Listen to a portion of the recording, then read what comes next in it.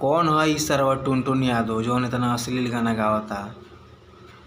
एकर बहिन चोदा के घरे बेटी बहन बाड़ी सन कि ना।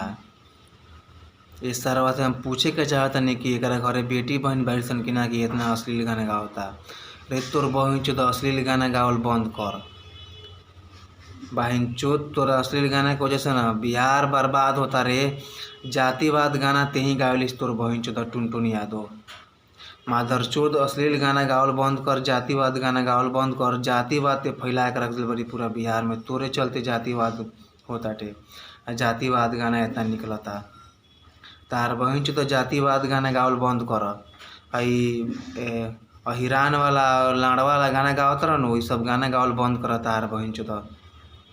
ठीक बा, अश्लील गाना गावल बंद कर।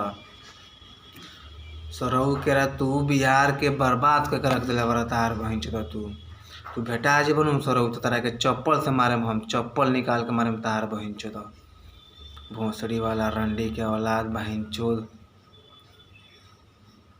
माधर चोद अश्लील गाना गावल बंद कर, जातिवाद गाना गावल बंद कर। ठीक बा, निमन गाना गाओ।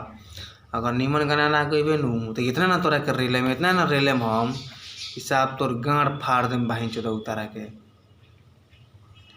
ठीक बा भाई, वीडियो के तनी शेयर कर लो खूबे,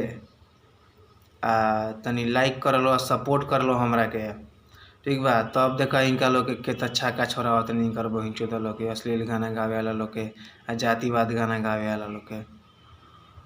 गाड़ी में ना बाँस कहीं सब जना कहीं तो कह दिलो।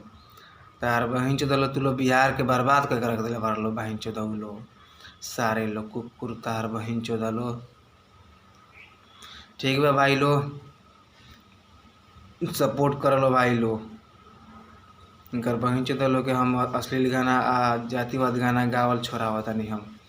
खाली तू लो भाई सपोर्ट कर लो हमारा के, ओकरा बाद इनका लोग हम